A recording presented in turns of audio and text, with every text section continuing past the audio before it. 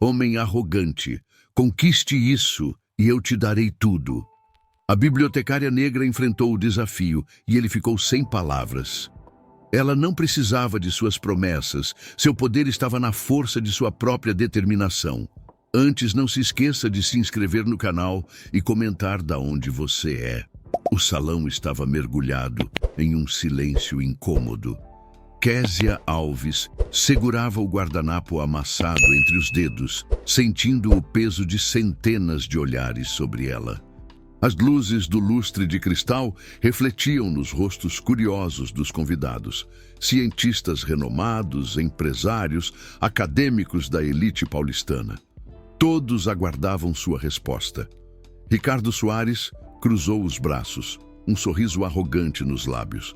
Ele estava certo de que havia acabado de humilhar mais uma pessoa comum em seu evento anual, aquele espetáculo de vaidade disfarçado de competição intelectual.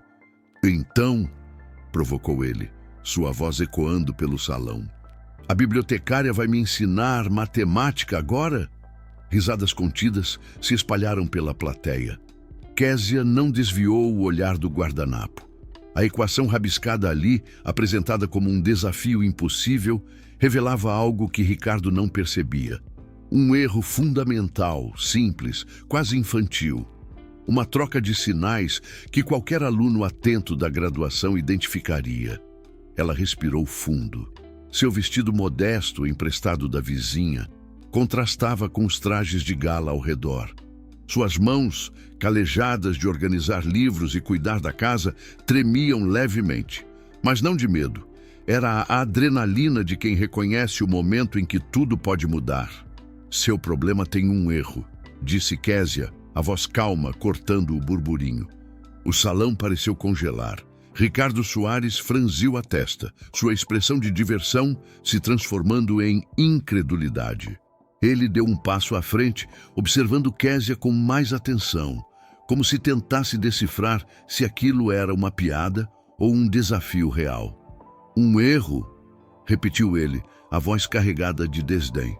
Você está dizendo que eu cometi um erro? Késia assentiu devagar, seus dedos apontando para uma sequência específica na equação rabiscada no guardanapo. O papel estava amassado, manchado de vinho, mas os números eram claros o suficiente para quem sabia ler além do óbvio. Aqui, ela indicou com precisão, na transição entre a segunda e a terceira linha, o sinal foi invertido. Isso invalida toda a sequência lógica que vem depois. Murmúrios se espalharam pela audiência. Alguns convidados se aproximaram, inclinando-se para ver melhor o guardanapo. A doutora Cecília Vargas, presidente da competição e uma das matemáticas mais respeitadas do Brasil, ajustou os óculos e observou atentamente a análise de Késia. Ricardo tentou rir, mas o som saiu forçado, artificial. Isso é ridículo. Essa equação foi revisada por minha equipe inteira. São os melhores especialistas que o dinheiro pode comprar. Então eles cometeram o mesmo erro que você, respondeu Késia, sua voz firme, mas sem agressividade. Ou talvez ninguém tenha realmente verificado. Às vezes, a arrogância nos faz confiar demais em nossa própria genialidade. O comentário atingiu Ricardo como um soco. Seu rosto começou a avermelhar, as veias do pescoço saltando sob a gravata de seda italiana. Ele abriu a boca para replicar, mas a voz da doutora Vargas o interrompeu. Ela está correta. O silêncio que se seguiu foi absoluto. A doutora Vargas ergueu o guardanapo, mostrando-o para a plateia, enquanto apontava exatamente o mesmo ponto que Késia havia identificado.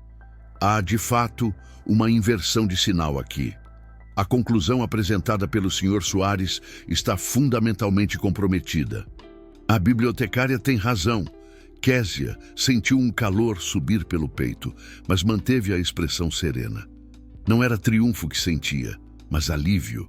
Alívio por sua mente ainda funcionar como antigamente, quando ela passava madrugadas inteiras na biblioteca da USP, mergulhada em teoremas e provas impossíveis. Aquela época parecia tão distante agora. 8 anos desde que abandonara o mestrado. 8 anos desde que a ligação chegou no meio da noite, informando que sua mãe havia sofrido um derrame. 8 anos desde que precisou escolher entre seus sonhos e sua família. A escolha nunca foi realmente uma escolha. Ela ainda se lembrava da expressão do orientador quando pediu para trancar a matrícula. "Você é brilhante, Késia", ele dissera. "Uma mente como a sua aparece uma vez a cada geração. Não jogue isso fora." Mas como explicar que brilho não pagava contas? Que genialidade não colocava comida na mesa ou remédios na mão de uma mãe paralisada? Então Késia guardou seus cadernos de anotações, suas provas inacabadas, seus teoremas que nunca seriam publicados. Tornou-se bibliotecária. Não porque desprezava livros, ela os amava, mas porque era o que estava disponível, o que pagava o suficiente para sobreviver. Durante anos, organizou estantes, catalogou volumes, ajudou estudantes com pesquisas básicas. E à noite, quando a biblioteca fechava e o silêncio tomava conta, ela às vezes pegava um livro de matemática avançada e folheava as páginas, sentindo uma dor aguda no peito. A dor de um amor não correspondido. A dor de um potencial enterrado vivo. Mas agora, naquele salão iluminado, segurando um guardanapo amassado, Késia sentiu algo diferente. Algo que não sentia há muito tempo. Esperança. Ricardo Soares não era homem acostumado a perder. Sua fortuna fora construída sobre a certeza inabalável de que era mais inteligente, mais rápido, mais visionário que qualquer outro. Ter sido corrigido publicamente por uma bibliotecária e uma mulher negra para piorar sua ferida de ego era inaceitável.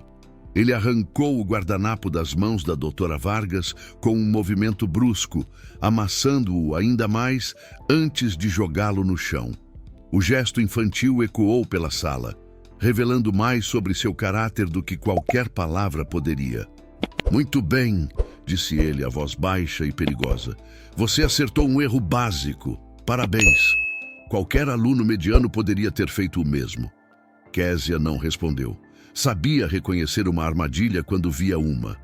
Ricardo estava ferido, e homens feridos em seu orgulho eram imprevisíveis. "Mas já que a senhorita é tão confiante", continuou ele, virando-se para a plateia com os braços abertos em um gesto teatral, "que tal tornarmos isso mais interessante?" Ele caminhou até o centro do salão, seus sapatos italianos ecoando no mármore polido. Um assistente apareceu rapidamente ao seu lado, entregando-lhe um tablet. Ricardo digitou algo rapidamente, e uma tela gigante desceu atrás dele, projetando equações complexas que fizeram vários matemáticos na plateia se inclinarem para a frente com interesse. "3 problemas", anunciou Ricardo, sua voz recuperando a arrogância característica. 60 minutos. "Se você conseguir resolver os 3, eu lhe darei tudo. Minhas empresas, minhas propriedades, minha fortuna, tudo." Um burburinho de surpresa percorreu o salão. Aquilo não era apenas uma aposta, era uma declaração de guerra. Ricardo estava apostando seu império inteiro na certeza de que Késia falharia. A doutora Vargas se aproximou de Késia, tocando seu braço gentilmente. "Você não precisa aceitar isso", murmurou ela. "Já provou seu ponto. Não deixe que o ego dele a manipule." Mas Késia olhava para a tela, seus olhos percorrendo as equações com uma velocidade que surpreendeu até ela mesma. Reconhecia alguns padrões: topologia algébrica, teoria dos números, convergência de séries infinitas. Eram problemas genuinamente difíceis, o tipo de desafio que levaria dias para uma equipe inteira resolver. Ou minutos, para alguém que pensava de forma diferente. "Eu aceito", disse Késia, sua voz clara cortando o burburinho. Ricardo sorriu, mas era um sorriso cruel, de predador que já sente o gosto da vitória. "Excelente, mas com uma condição adicional." Ele se virou para a plateia. "Quando você falhar, e vai falhar, quero que admita publicamente que veio aqui apenas para ganhar atenção." que é uma fraude tentando se aproveitar de um momento de sorte. A crueldade da condição fez várias pessoas na plateia se mexerem desconfortavelmente.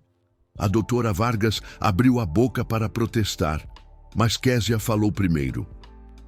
Aceito sua condição, ela disse calmamente. Mas quando eu vencer, além de sua fortuna, quero que você financie bolsas de estudo integrais para 100 estudantes de escolas públicas em cursos de ciências exatas, por 10 anos. O pedido pegou Ricardo de surpresa. Ele esperava que ela pedisse dinheiro para si mesma, algo que pudesse usar para desacreditá-la depois. Mas aquilo era diferente. Você está pedindo para eu financiar futuros competidores? Ele riu, mas o som estava vazio. Estou pedindo que você invista em mentes que nunca terão a chance de provar seu valor, respondeu Késia. Mentes como a minha, que foram forçadas a escolher entre sobreviver e sonhar. Por um breve momento, algo passou pelo rosto de Ricardo. Quase parecia desconforto, talvez até uma pontada de consciência, mas desapareceu tão rápido quanto surgiu. Combinado, ele disse estendendo a mão. Késia a apertou. A mão dele era macia, sem calos, sem marcas de trabalho real. A dela era áspera, marcada por anos de esforço. Quando suas palmas se tocaram, era mais do que um acordo. Era um confronto entre dois mundos, o da arrogância herdada e o da dignidade conquistada. O cronômetro começa agora, anunciou Ricardo, acionando o timer na tela gigante. 60 minutos começaram a contar regressivamente e Késia começou a trabalhar.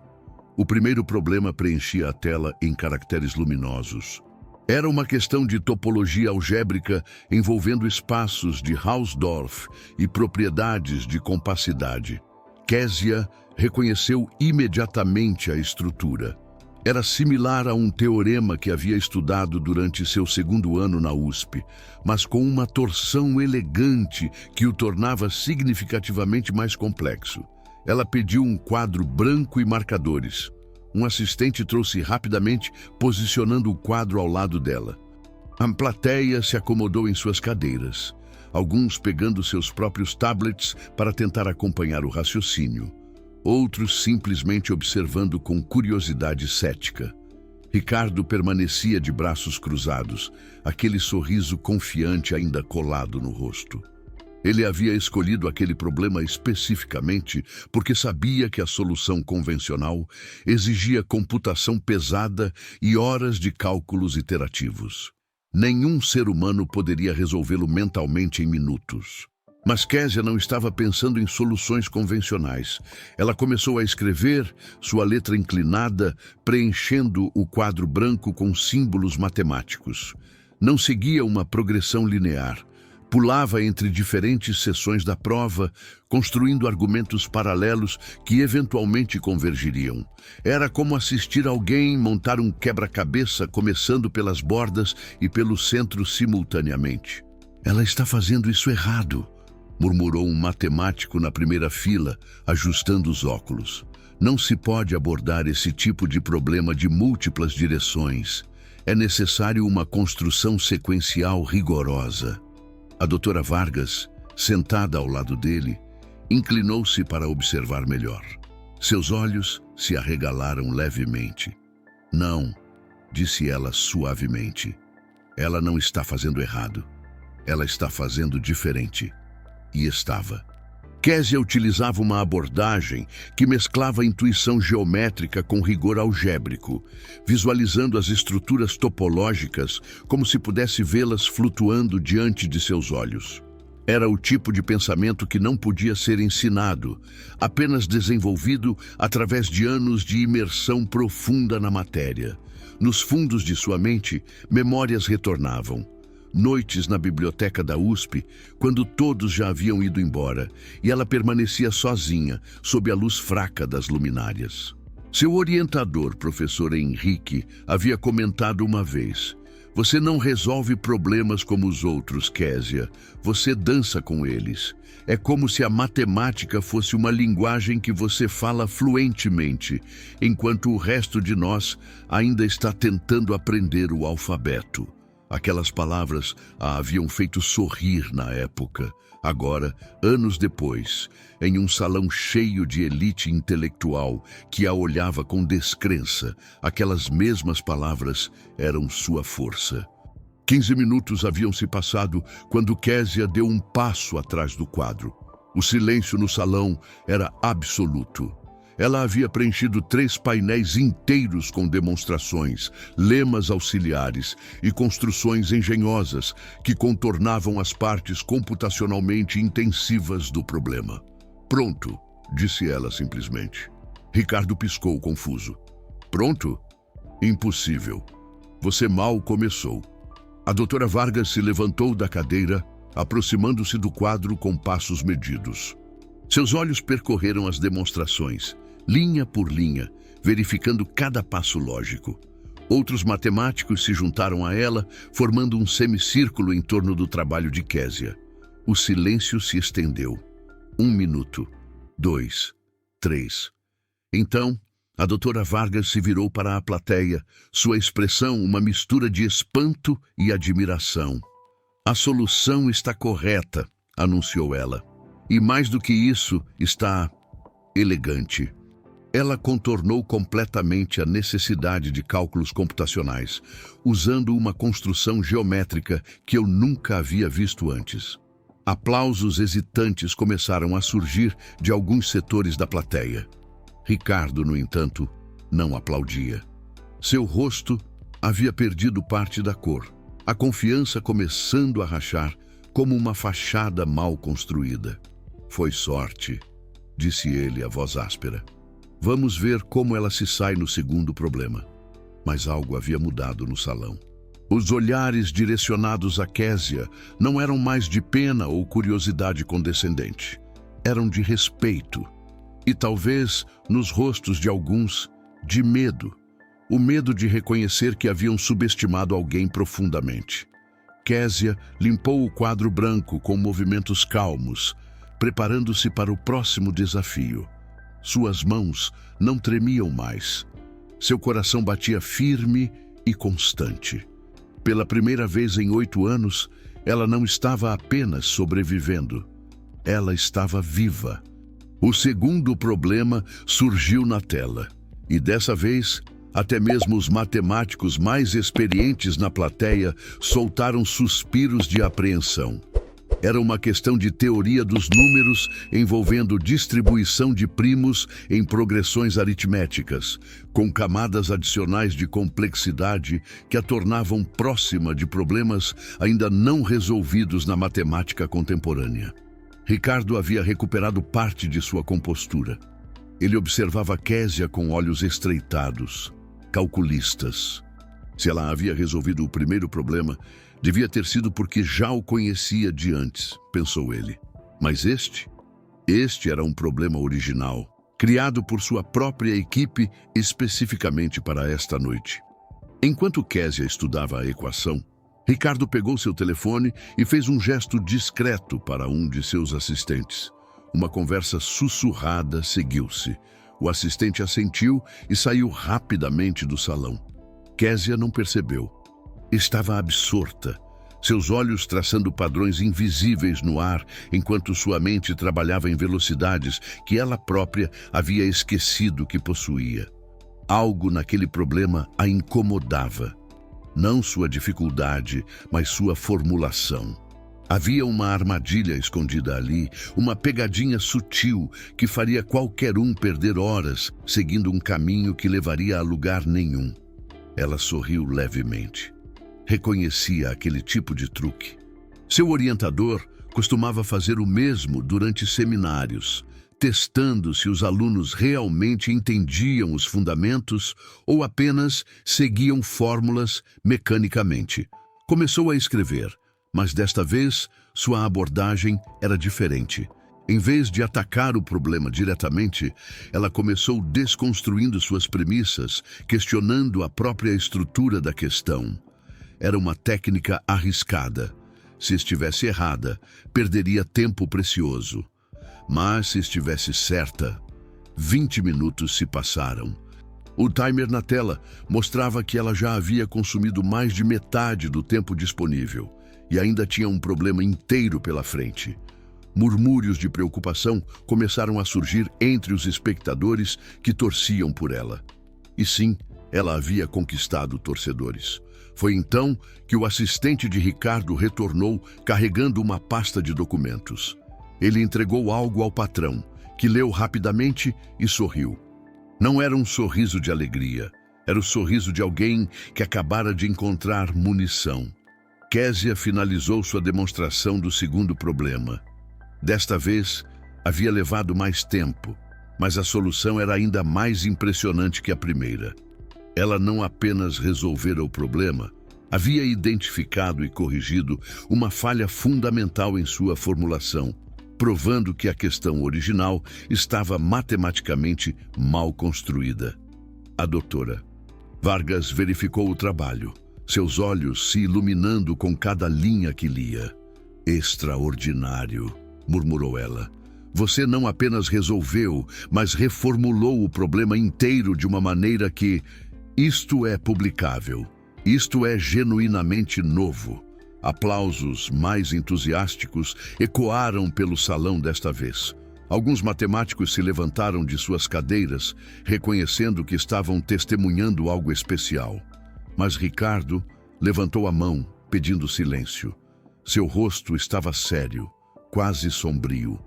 "Antes de continuarmos para o terceiro problema", disse ele, sua voz cortando através dos aplausos, "acho que todos aqui merecem saber quem realmente é a senhorita Késia Alves." Ele ergueu os documentos que seu assistente havia trazido. Ela mencionou que estudou na USP. O que ela não mencionou é que foi expulsa. Uma pausa dramática. Por plágio acadêmico. Um choque percorreu o salão.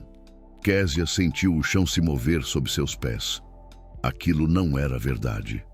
Ela havia trancado a matrícula voluntariamente, nunca fora expulsa, nunca havia cometido plágio. Segundo estes documentos, continuou Ricardo, circulando Késia como um predador, ela copiou partes significativas de sua dissertação de mestrado de trabalhos publicados anteriormente. Quando confrontada, ela simplesmente desapareceu, abandonando o programa antes que pudesse ser formalmente processada. "Isso não é verdade." A voz de Késia saiu mais baixa do que pretendia. "Não?" Ricardo se aproximou, estendendo os papéis. "Então, como você explica isto? Uma investigação formal, iniciada pelo Departamento de Matemática da USP, citando você nominalmente por má conduta acadêmica." Késia pegou os documentos com mãos trêmulas. Seus olhos percorreram as páginas e seu sangue gelou. Os papéis pareciam oficiais, completos com carimbos e assinaturas, mas ela sabia com absoluta certeza que eram falsos. Ela jamais havia sido acusada de plágio. Jamais havia havido qualquer investigação. Ricardo havia fabricado evidências. Ela ergueu os olhos para ele e, naquele momento, compreendeu completamente quem era aquele homem. Não apenas arrogante, mas cruel. Disposto a destruir a reputação de alguém apenas para proteger seu ego ferido. "Estes documentos são falsos", disse ela, sua voz recuperando a firmeza.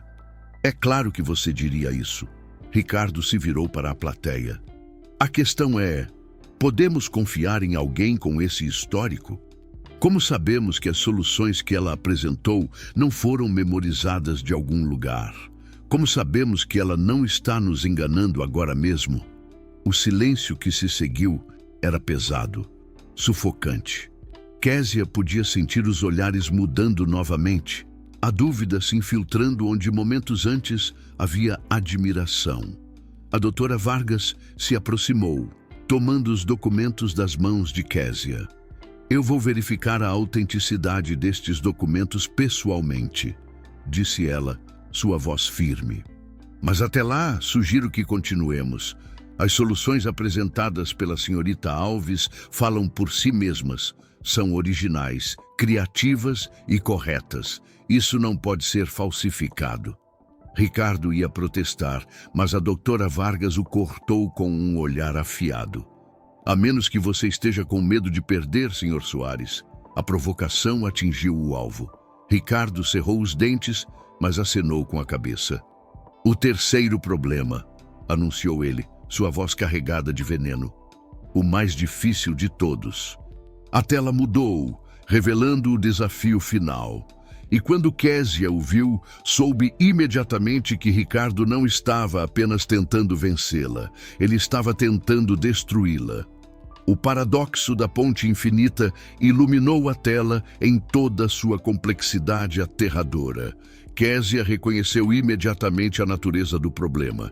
Era uma construção híbrida que mesclava topologia, análise funcional e teoria dos conjuntos em uma estrutura que parecia projetada não para ser resolvida, mas para ser impossível. A questão envolvia uma sequência infinita de espaços métricos conectados de forma não trivial, com propriedades de convergência que mudavam dependendo do caminho escolhido através da ponte. O problema pedia uma prova de que tal construção poderia existir e, se existisse, determinar suas propriedades fundamentais. Era o tipo de problema que equipes inteiras de matemáticos levariam meses para abordar adequadamente, com auxílio de software especializado e supercomputadores. Ricardo sabia disso. Todos no salão sabiam disso. Ele havia escolhido este problema não porque esperava que ela resolvesse, mas porque queria vê-la quebrar tentando.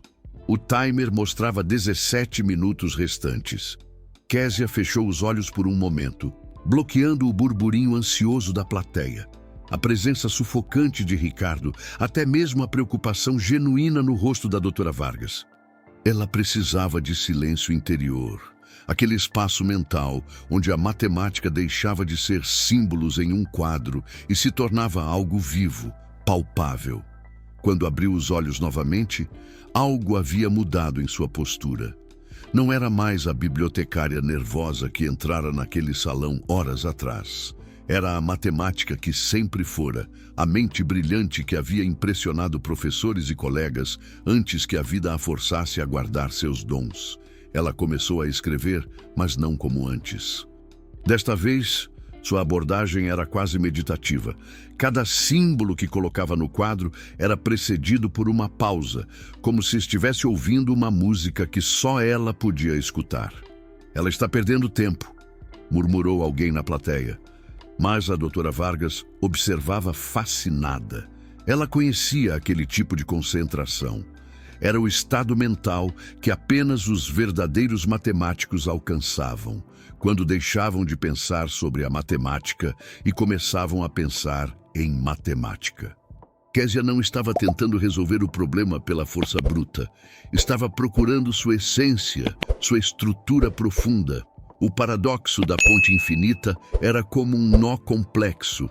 Puxar as cordas erradas apenas o apertava mais. Mas se você encontrasse o fio certo, o ponto exato onde aplicar pressão, o nó inteiro se desfaria. 10 minutos restantes. Suas mãos se moviam mais rápido agora. Ela estava vendo algo, uma conexão que não deveria existir, mas existia. O problema não era sobre construir a ponte, era sobre provar que a construção tradicional era desnecessária. Que havia um caminho mais simples, mais elegante, escondido na própria contradição aparente do paradoxo. Era uma ideia radical, o tipo de insight que poderia revolucionar campos inteiros da matemática ou ser completamente errada. Não havia meio termo. 5 minutos restantes. O salão estava em silêncio absoluto. Até Ricardo havia parado de sorrir, observando com uma expressão que misturava incredulidade e algo que poderia ser medo. Ele começava a perceber que talvez, apenas talvez, tivesse subestimado gravemente aquela mulher. Késia preencheu o último painel do quadro branco com uma sequência final de equações. Sua mão tremia levemente, não de nervosismo, mas de exaustão pura. Ela havia queimado anos de conhecimento represado em menos de 1 hora, forçando sua mente a trabalhar em níveis que não alcançava desde seus dias de estudante. 2 minutos restantes. Ela deu um passo atrás, observando seu trabalho. Estava completo. Ou estava completamente errado. Não havia como saber com certeza sem verificação rigorosa. Mas seu instinto, aquele mesmo instinto que a havia guiado pelos 2 primeiros problemas, dizia que estava certo. O timer chegou a 0. Um sino digital soou, ecoando pelo salão como o badalar de um relógio de catedral. Késia colocou o marcador na bandeja do quadro branco e se virou para encarar a plateia. Seu vestido modesto estava amassado, pequenas manchas de tinta de marcador em seus dedos. Uma mecha de cabelo havia escapado do coque simples que fizera pela manhã. Ela parecia exausta, parecia comum, parecia humana, e seu trabalho no quadro branco parecia impossível. A doutora Vargas se aproximou lentamente, acompanhada por 3 outros matemáticos de renome internacional que estavam entre os convidados. Eles começaram a examinar a solução, seus rostos progressivamente demonstrando espanto. Ricardo permanecia imóvel, seus punhos cerrados ao lado do corpo. Ele sabia ler expressões faciais bem o suficiente para entender o que estava acontecendo. Aqueles matemáticos não estavam encontrando erros, estavam encontrando genialidade. 15 minutos se passaram enquanto a verificação continuava. Ninguém no salão se mexia. Era como se todos estivessem prendendo a respiração, esperando um veredito que mudaria tudo. Finalmente, a doutora Vargas se virou para a plateia. Seu rosto estava pálido, mas seus olhos brilhavam com uma emoção que ela mal conseguia conter. Senhoras e senhores, sua voz tremia ligeiramente. Estou testemunhando algo que nunca imaginei ver em minha carreira. Ela fez uma pausa, deixando a tensão crescer. A senhorita Alves não apenas resolveu o paradoxo da ponte infinita. Ela provou que o paradoxo em si era baseado em uma suposição falsa. Ela reformulou o problema inteiro de uma maneira que torna a solução não apenas possível, mas elegantemente simples. Isto é matemática no mais alto nível. A explosão de aplausos que se seguiu fez as taças de cristal nas mesas vibrarem. Pessoas se levantaram, matemáticos com lágrimas nos olhos, estudantes gritando de alegria, e no centro de tudo, Késia Alves, a bibliotecária de São Paulo, permanecia de pé, mal conseguindo acreditar no que havia acabado de fazer. Ricardo Soares, pela primeira vez em sua vida adulta, não tinha absolutamente nada a dizer. O salão havia se transformado em um caos organizado de celebração. Matemáticos cercavam os quadros brancos, fotografando as demonstrações com seus telefones, discutindo animadamente as implicações do trabalho de Késia. Jornalistas que haviam sido convidados para cobrir mais um espetáculo de vaidade de Ricardo Soares agora se acotovelavam para conseguir uma declaração da verdadeira estrela da noite. Késia estava no centro de um redemoinho de atenção que a deixava tonta. Pessoas que a ignoraram completamente quando ela entrou no salão agora queriam apertar sua mão, tirar fotos, pedir autógrafos. Era esmagador e surreal ao mesmo tempo. Mas seus olhos continuavam retornando para Ricardo. Ele havia se afastado para um canto do salão, cercado por seus assessores que falavam urgentemente em seus ouvidos. Seu rosto estava fechado, a mandíbula tensa. Ele gesticulava bruscamente, claramente dando ordens, tentando controlar uma situação que havia escapado completamente de suas mãos. A doutora Vargas se aproximou de Késia, afastando gentilmente os curiosos para criar um espaço de privacidade. "Você está bem?" perguntou ela, sua voz carregada de preocupação genuína. Késia assentiu. embora não tivesse certeza se era verdade. Sentia-se flutuando, como se estivesse assistindo tudo de fora de seu próprio corpo. A adrenalina que a mantivera focada durante o desafio estava começando a se dissipar, deixando para trás uma exaustão profunda. Eu preciso que você entenda algo importante, continuou a doutora Vargas baixando a voz. O que você fez aqui hoje não é apenas impressionante, é histórico. Estes problemas, especialmente o terceiro, vão gerar papers, dissertações, talvez até abrir novos campos de pesquisa.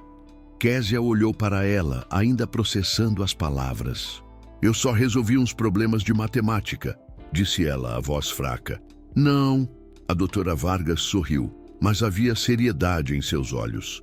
Você provou que há genialidade escondida em lugares que o establishment acadêmico nem se digna a olhar.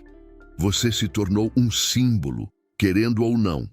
Antes que Késia pudesse responder, um dos assessores de Ricardo se aproximou, seu terno impecável contrastando com a tensão estampada em seu rosto. Senhorita Alves, disse ele, formal demais.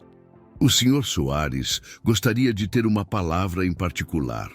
Késia trocou um olhar com a doutora Vargas, que assentiu levemente.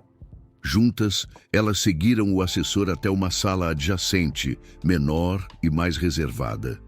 Ricardo estava lá, de costas para a porta, olhando pela janela para as luzes da cidade lá embaixo.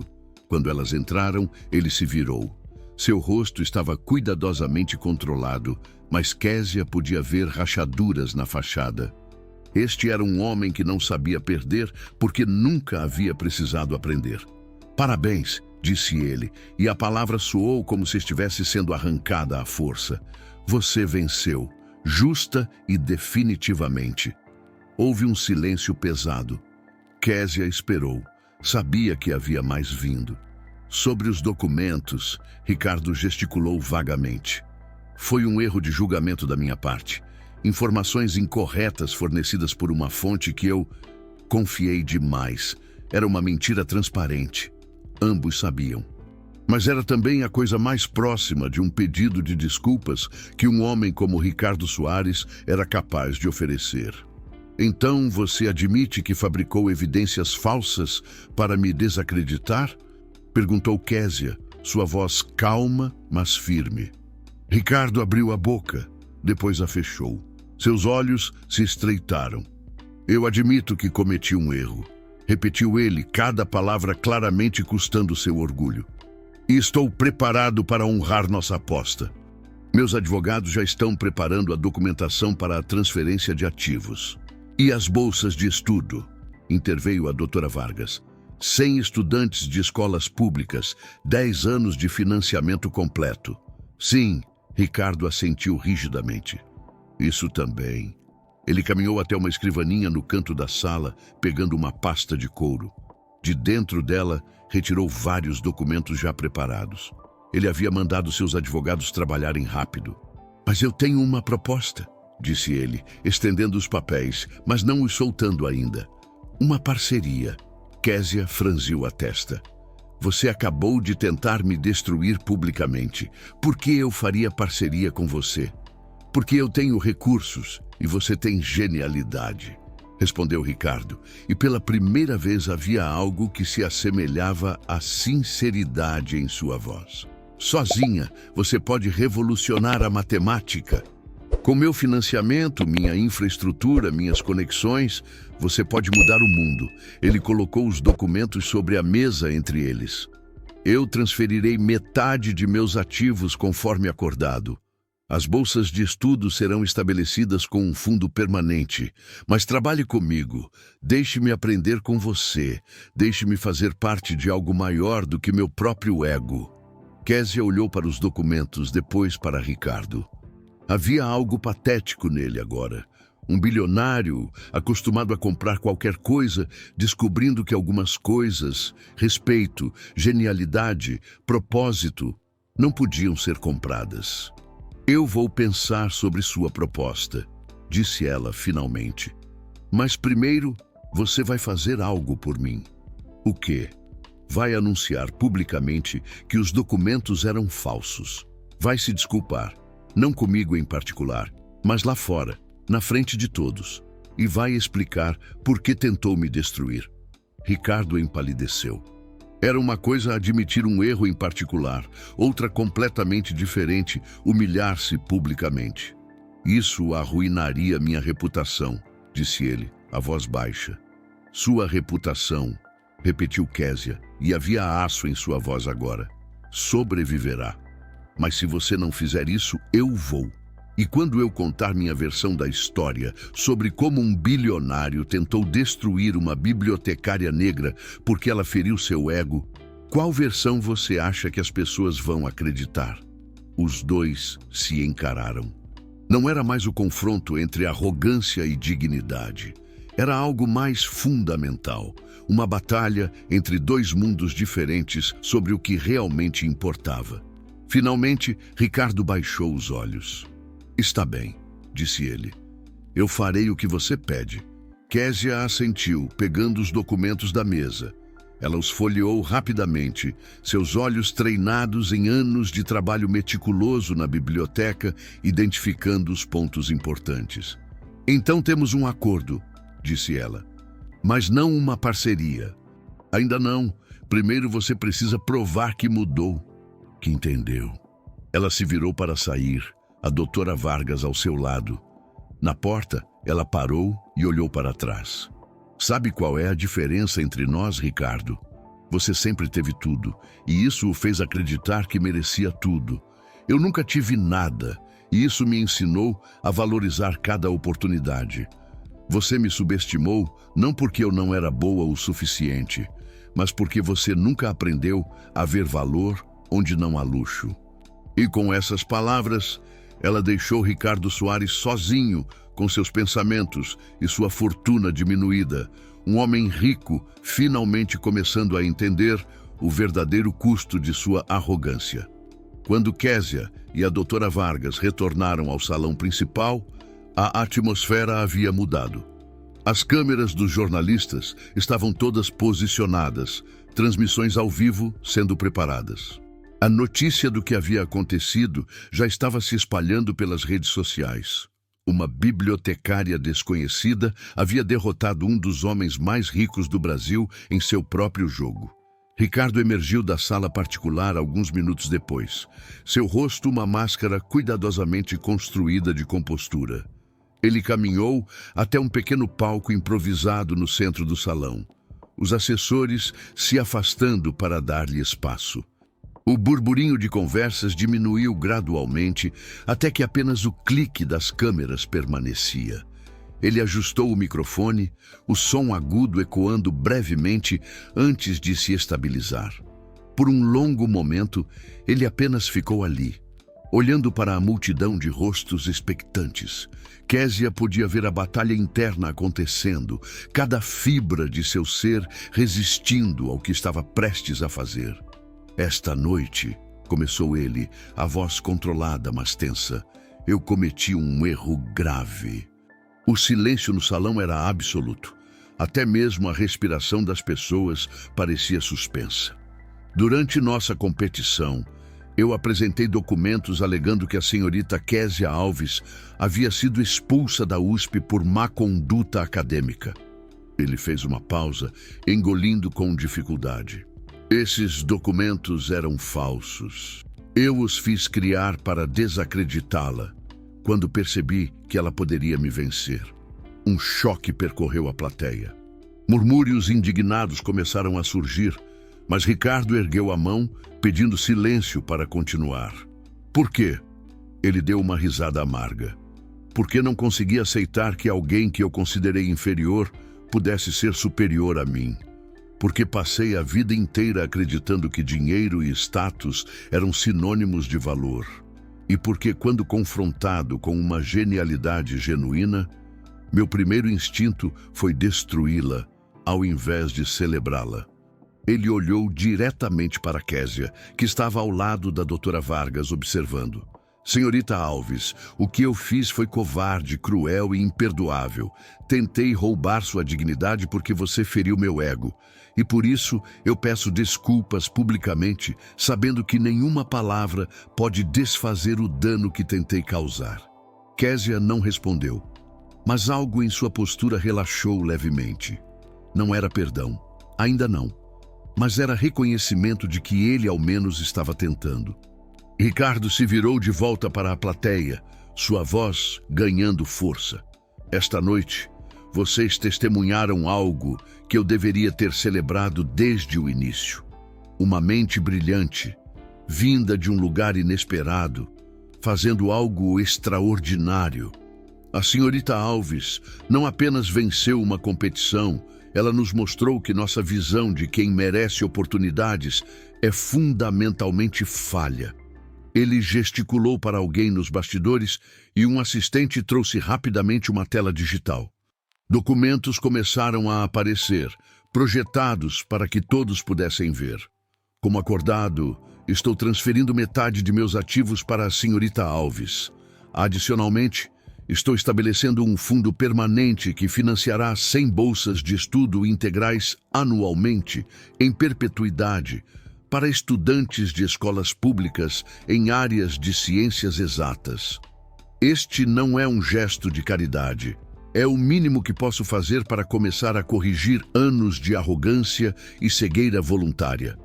Aplausos começaram a surgir, inicialmente hesitantes, depois crescendo em volume. Mas Ricardo levantou a mão novamente, ainda não havia terminado. Mas há algo mais importante que dinheiro. Há a verdade. Ele respirou fundo. Passei minha vida construindo um império baseado na crença de que era mais inteligente que todos ao meu redor. Hoje, descobri que nunca fui testado de verdade, porque sempre me cercei de pessoas que me diziam o que eu queria ouvir. A senhorita Alves me mostrou que genialidade real não precisa de validação externa. Ela simplesmente é. Ele fez uma pausa, e quando falou novamente, sua voz estava carregada de emoção genuína. Eu fui arrogante, fui injusto e fui cego. Mas talvez, se eu tiver sorte, esta noite seja o começo de uma mudança. Não apenas para mim, mas para todos nós que pensamos que sabemos onde procurar por excelência. Ricardo desceu do palco em meio a aplausos mistos, alguns entusiásticos, outros claramente céticos. Ele havia feito o que Késia pediu, mas palavras eram fáceis. Ações seriam o verdadeiro teste. A doutora Vargas se inclinou para Késia, sussurrando. Ele surpreendeu até a mim. Talvez haja esperança para ele ainda. Késia observou Ricardo sendo cercado por jornalistas, sua linguagem corporal ainda defensiva, mas diferente de antes.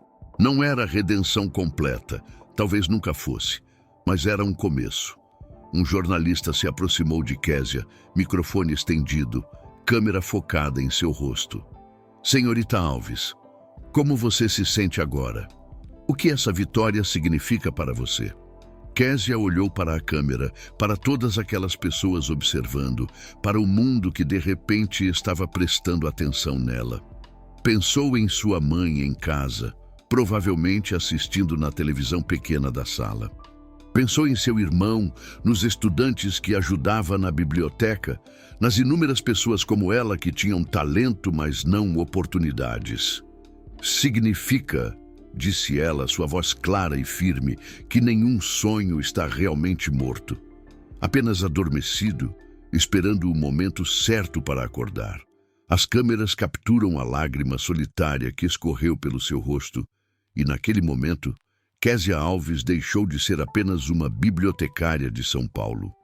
Ela se tornou um símbolo de que o impossível era, afinal, possível. Nas próximas horas, enquanto a festa continuava ao seu redor, Késia se permitiu algo que não fazia há anos: sonhar.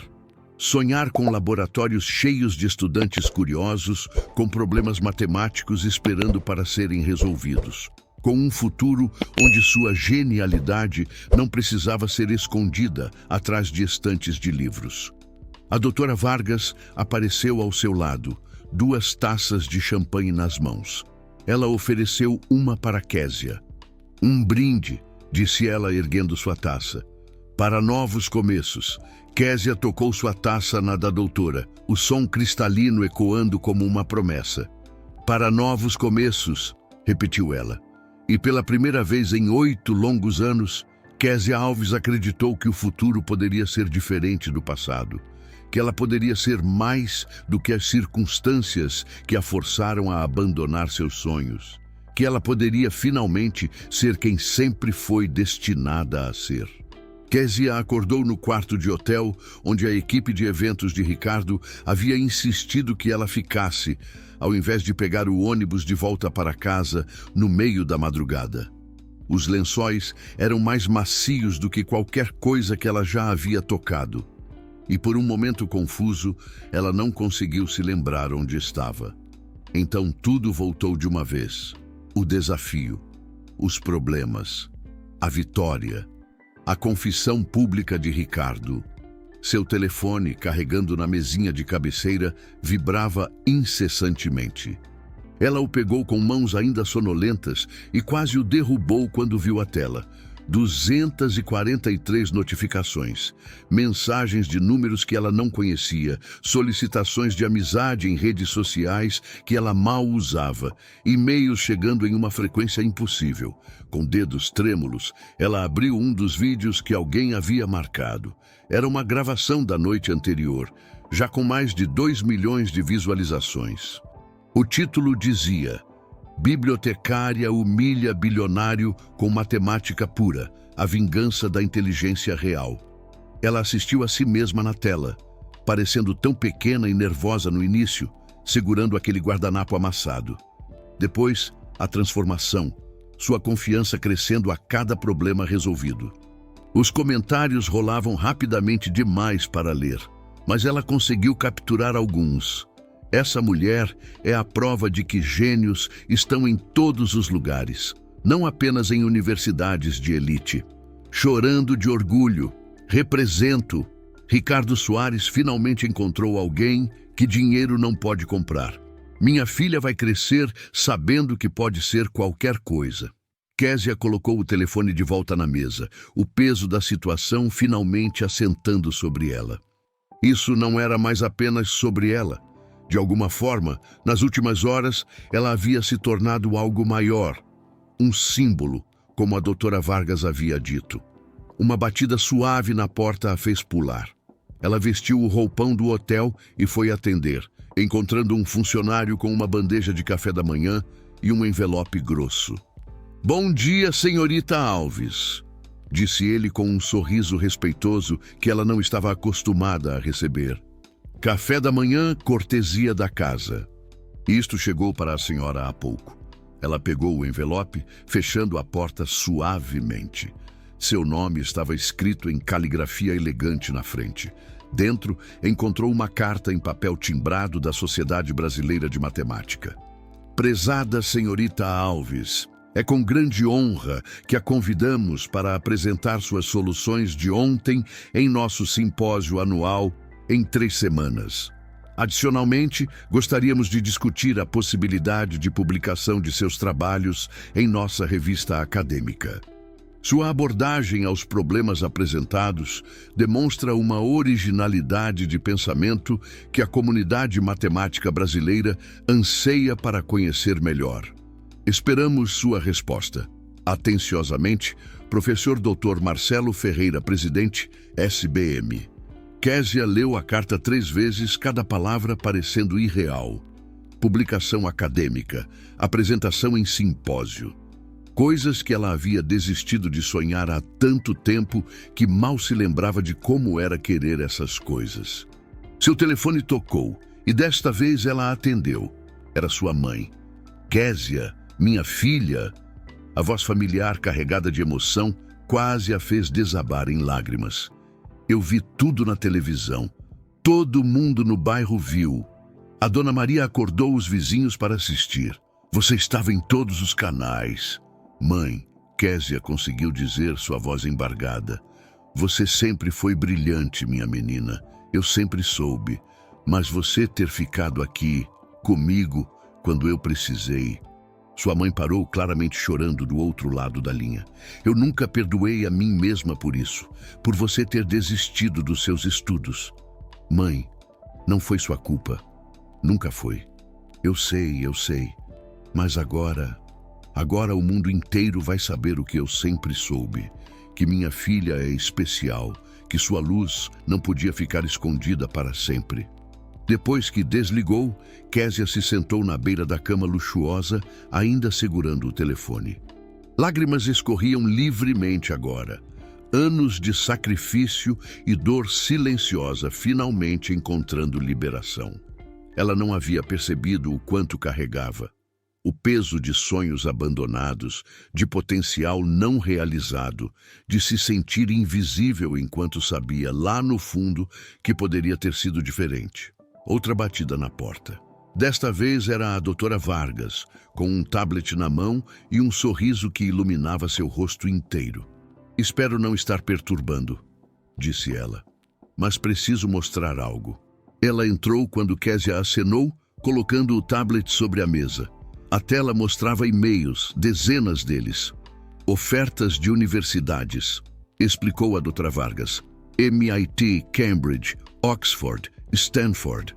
Todas querendo saber se você estaria interessada em retomar seus estudos, desta vez com bolsa completa e salário de pesquisa. Késia olhou para os e-mails, mal conseguindo processar as palavras. Instituições que pareciam inalcançáveis, planetas distantes em uma galáxia que ela nunca poderia visitar, agora estavam pedindo para ela considerar juntar-se a elas. E isto, a doutora Vargas deslizou para outro e-mail, é do Consórcio Internacional de Matemática. Eles querem financiar um instituto novo, aqui no Brasil, focado em metodologias não convencionais de ensino e pesquisa matemática. E querem que você lidere. Eu? A voz de Késia era um sussurro. Mas eu nem tenho doutorado. Nem concluí o mestrado. Késia, a doutora Vargas segurou suas mãos, olhando diretamente em seus olhos. Depois do que você fez ontem, credenciais formais são apenas papelada. Você provou algo que nenhum diploma pode provar, que você pensa em matemática de uma forma que a maioria das pessoas, incluindo eu mesma, simplesmente não consegue.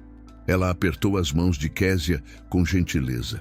A questão não é mais se você merece estas oportunidades. A questão é, qual delas você quer? Késia olhou pela janela do hotel, para a cidade de São Paulo, se estendendo até o horizonte. Em algum lugar lá fora estava sua biblioteca, as estantes que ela organizava todos os dias, os livros que ela catalogava, a vida simples que havia construído entre os escombros de seus sonhos. Era uma vida honesta, uma vida boa, mas não era a vida que ela nasceu para viver.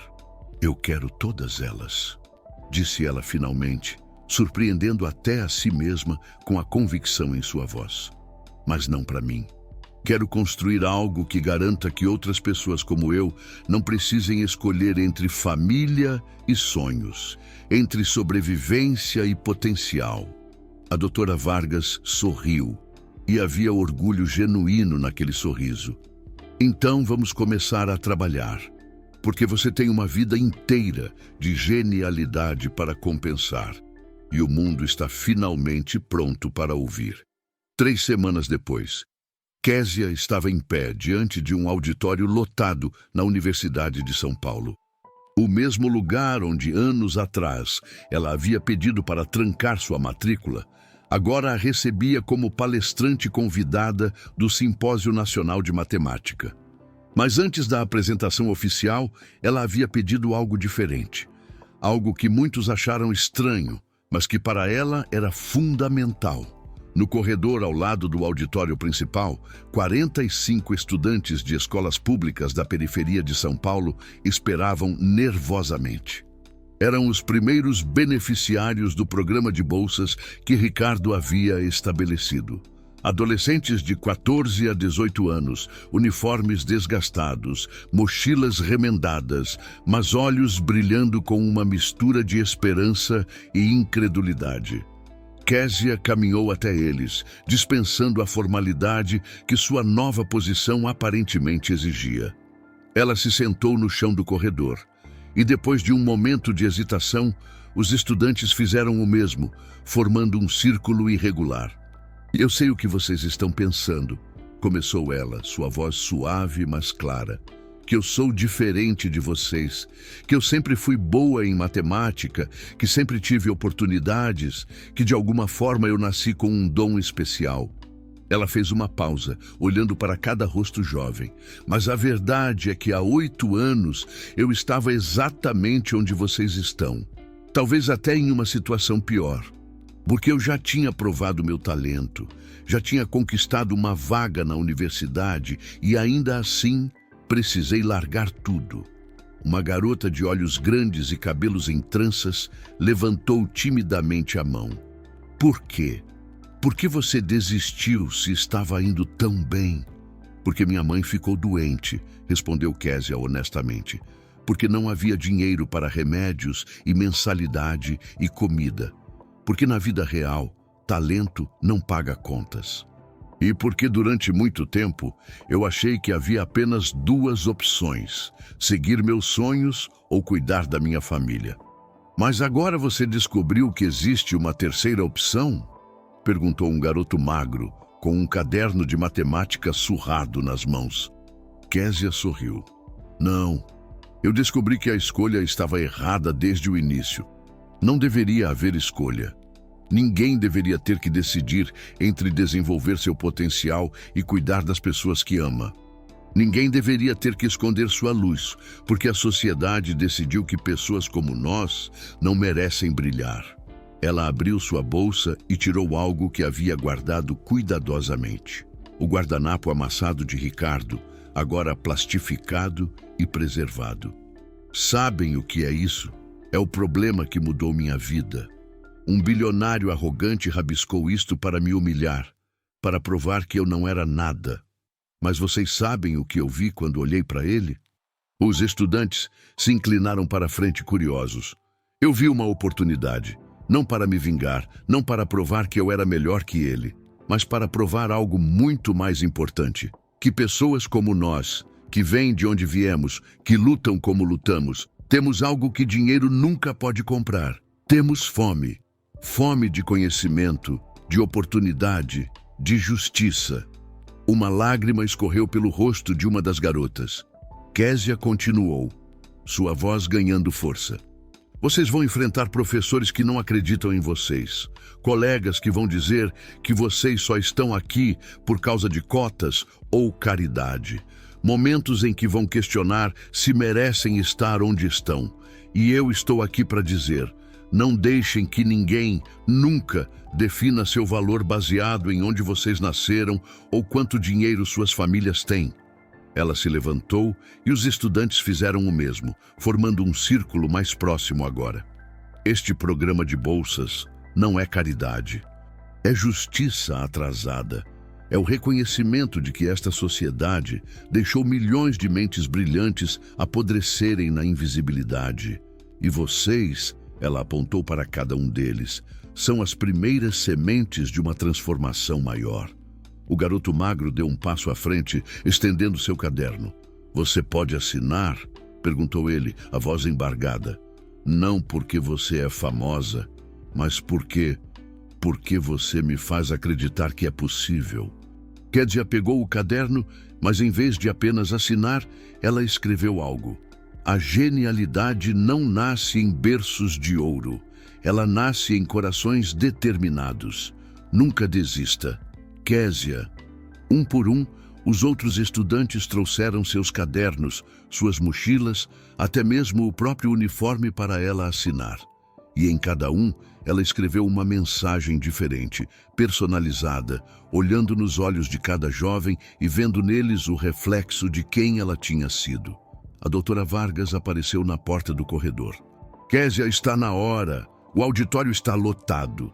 Tem gente assistindo por transmissão ao vivo em 7 países." Késia assentiu, mas antes de ir, ela se virou para os estudantes uma última vez. "Vocês vão assistir minha apresentação daqui a pouco. Vão ver matemática complexa, teoremas difíceis, coisas que talvez ainda não entendam completamente. Mas quero que se lembrem de uma coisa. Há 6 meses, eu estava organizando livros em uma biblioteca, achando que minha vida de matemática havia acabado. Então, nunca, jamais, aceitem que seu potencial tem data de validade. Ela caminhou em direção ao auditório, os estudantes abrindo caminho respeitosamente. Mas enquanto passava, cada um deles tocou seu braço levemente, um gesto silencioso de gratidão e conexão. No auditório, centenas de matemáticos aguardavam. Professores doutores, pesquisadores renomados, acadêmicos de instituições prestigiosas. Mas Késia não sentia mais intimidação, porque ela havia acabado de fazer algo que nenhuma apresentação acadêmica poderia igualar. Ela havia plantado sementes de esperança em corações que a sociedade tentou convencer de que nunca floresceriam. Enquanto subia ao palco, com aplausos ecoando ao seu redor, Késia soube que seu verdadeiro trabalho não era apenas resolver problemas matemáticos impossíveis. Era provar que impossível era apenas uma opinião que pessoas poderosas tinham sobre pessoas sem poder. E que essa opinião, como o problema no guardanapo de Ricardo, estava fundamentalmente errada. 6 meses haviam se passado desde aquela noite transformadora. O prédio diante de Késia era modesto se comparado aos campi universitários tradicionais, mas para ela era perfeito. 3 andares de vidro e concreto, localizado estrategicamente entre 2 bairros da periferia de São Paulo, acessível por transporte público de todas as direções. A placa na entrada brilhava sob o sol da manhã. Instituto de Matemática Intuitiva Késia Alves, onde todo potencial merece oportunidade. Ela havia insistido em incluir seu nome não por vaidade, mas como um lembrete constante. Este lugar existia porque alguém como ela havia sido subestimada e, mesmo assim, prevalecera. Cada estudante que entrasse por aquelas portas deveria saber que a genialidade não tinha endereço fixo. Ricardo Soares estava ao seu lado, visivelmente desconfortável, mas presente. Nas últimas semanas, ele havia se tornado uma presença constante, não tentando controlar ou dirigir, mas aprendendo a ouvir. A transformação não era completa, talvez nunca fosse, mas era genuína. Ainda não acredito que você escolheu este local, disse ele olhando ao redor. Eu ofereci terrenos em áreas nobres, prédios maiores, mais prestígio. E você ainda não entende por quê, respondeu Késia, mas não havia aspereza em sua voz. Este instituto não é para impressionar acadêmicos em conferências internacionais. É para que uma menina de 13 anos possa sair da escola, pegar um ônibus e estar aqui em 20 minutos. É para que genialidade não precise de passaporte para código postal privilegiado. Ela caminhou até a entrada, onde a doutora Vargas coordenava os últimos preparativos para a inauguração. Equipes de televisão já estavam montando equipamentos, jornalistas conferindo anotações e uma pequena multidão começava a se formar. Mas Késia observava outra coisa: as famílias chegando.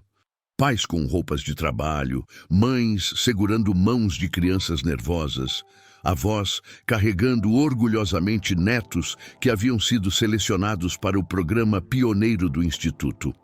O conceito era revolucionário, não apenas oferecer educação matemática de elite para estudantes de escolas públicas, mas reestruturar completamente como essa educação era oferecida, sem a hierarquia tradicional que separava professores de alunos, sem a rigidez que punia a criatividade em favor de memorização, sem a barreira invisível que dizia que certas pessoas simplesmente não eram tipo matemática. O primeiro grupo consistia em 60 estudantes, desde crianças de 10 anos até adultos que haviam abandonado estudos décadas atrás. Késia havia insistido na diversidade etária. Talento desperdiçado não tinha idade limite. Entre eles estava Dona Márcia, uma mulher de 52 anos que trabalhava como faxineira, mas havia resolvido por diversão um problema de otimização logística que sua empregadora não conseguia resolver há meses. Quando Késia soube da história, foi pessoalmente recrutá-la. "Você tem certeza que eu posso estar aqui?"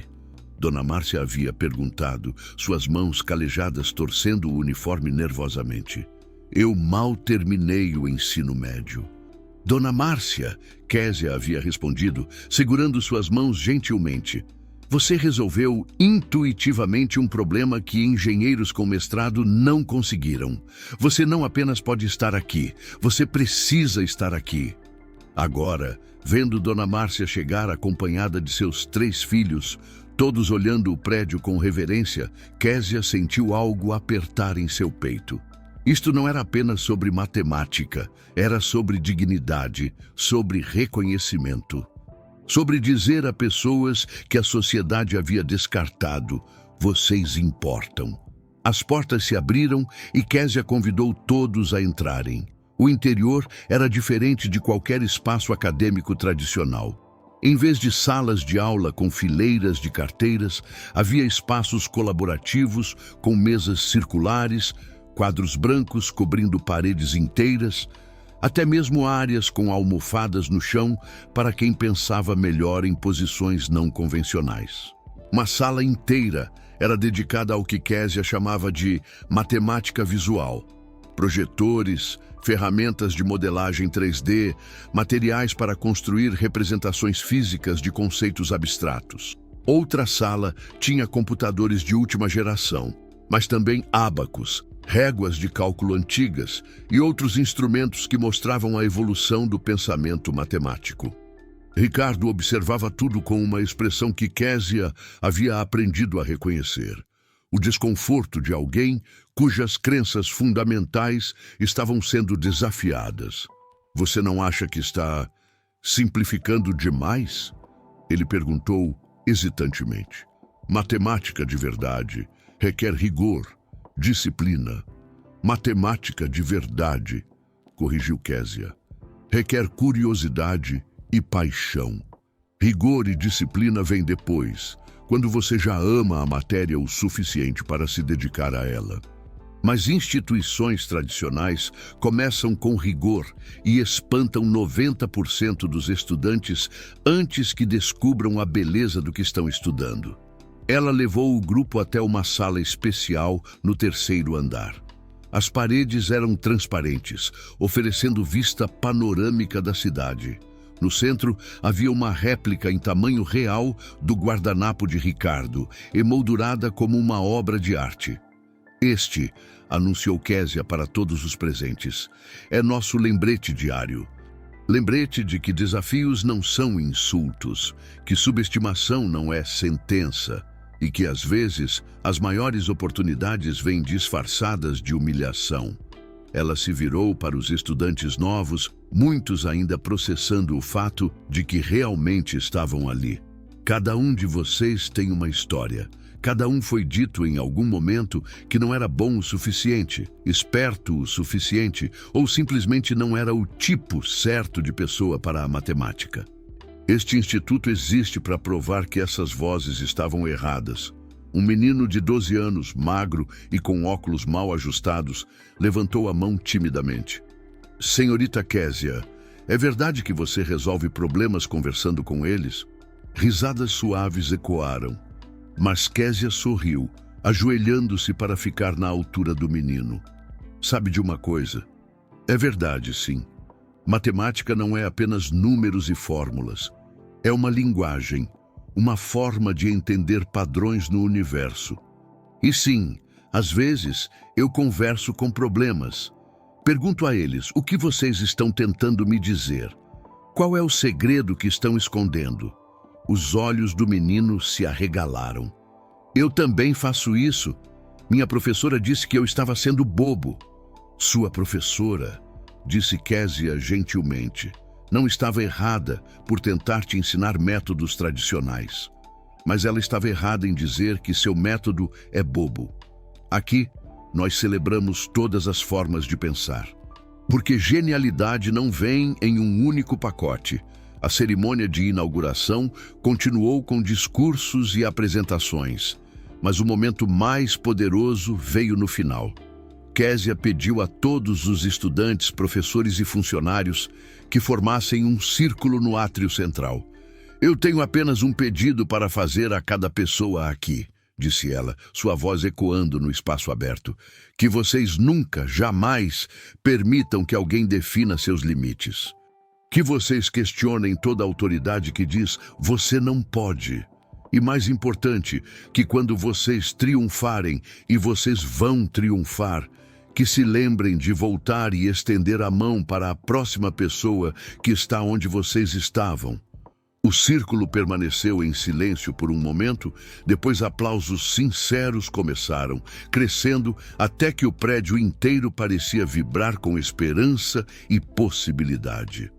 Enquanto a multidão se dispersava para explorar as instalações, Ricardo se aproximou de Késia uma última vez. Você sabe, disse ele calmamente, que isto vai mudar tudo, não sabe? Não apenas para estes estudantes, mas para como o Brasil inteiro pensa sobre educação e oportunidade. Késia olhou ao redor, vendo rostos iluminados, mãos tocando equipamentos que antes pareciam inacessíveis, conversas animadas sobre teoremas e problemas. Eu sei, respondeu ela, e é apenas o começo. Um ano após a inauguração do Instituto, Késia estava sentada em seu escritório modesto no segundo andar, cercada por pilhas de trabalhos de estudantes e propostas de pesquisa. Mas o que ocupava sua atenção naquele momento era diferente. Um relatório compilado pela doutora Vargas sobre o impacto mais amplo de seu trabalho. Os números eram surpreendentes, até mesmo para ela. 17 universidades federais haviam implementado programas inspirados no modelo do Instituto. 3 estados haviam reformulado seus currículos de matemática para escolas públicas, incorporando metodologias mais intuitivas e menos punitivas. E o mais impressionante, houve um aumento de 320% nas inscrições de estudantes de escolas públicas em cursos de ciências exatas. Mas não eram os números que a faziam sorrir. Era a pilha de cartas que recebia semanalmente. Ela pegou uma aleatoriamente, já relida tantas vezes que o papel estava amassado. Cara professora Késia, meu nome é Joana e tenho 15 anos. Eu sempre odiei matemática porque minha professora dizia que meninas não eram boas nisso. Mas depois que vi você na televisão, eu comecei a tentar de novo. Agora eu sou a melhor da turma e quero estudar engenharia. Obrigada por me mostrar que eu podia. Com carinho, Joana. Outra carta esta de um homem de 40 anos. Senhorita Alves, trabalho como pedreiro há 23 anos. Sempre calculei materiais, ângulos, proporções de cabeça, mas achava que isso não era matemática de verdade. Seu instituto me fez perceber que eu sempre fui matemático, só nunca tive alguém para dizer isso. Agora estou fazendo faculdade de arquitetura aos 40 anos. Gratidão eterna, Sebastião. Uma batida na porta interrompeu sua leitura. Era Mariana, uma das primeiras estudantes do instituto, agora com 17 anos, e trabalhando como assistente de pesquisa enquanto terminava o ensino médio. Késia, tem alguém aqui para te ver? Disse ela, excitação evidente em sua voz. Você não vai acreditar quem é. Curiosa, Késia seguiu Mariana até a recepção. Lá, esperando nervosamente, estava um homem de meia idade em um terno simples. Levou um momento para ela reconhecê-lo. Professor Henrique, seu antigo orientador da USP. Professor? Disse ela, surpresa genuína em sua voz. Eu não esperava. Késia, ele a interrompeu. E havia emoção em seus olhos. Eu precisava vir pessoalmente. Precisava pedir desculpas. Ela franziu a testa, confusa. Desculpas? Por quê? Ele gesticulou para que se sentassem em um dos espaços colaborativos próximos. Quando falou, sua voz estava carregada de remorso. Quando você veio me dizer que precisava trancar o mestrado, eu aceitei muito facilmente. Disse que era uma pena, que você era brilhante, mas deixei você ir sem lutar. Eu poderia ter procurado bolsas especiais, auxílios emergenciais, poderia ter mobilizado o departamento para te ajudar. Mas não fiz. Ele pausou, limpando os óculos nervosamente. Sabe por quê? Porque, no fundo, eu não achei que valia a pena o esforço. Você era talentosa, sim, mas eu já tinha visto tantos estudantes talentosos irem embora. Eu havia me tornado complacente com a perda de potencial, especialmente quando esse potencial não vinha embalado da forma que eu estava acostumado a reconhecer. Késia permaneceu em silêncio, processando as palavras. Eu te falhei, continuou o professor. E falhei incontáveis outros estudantes ao longo dos anos.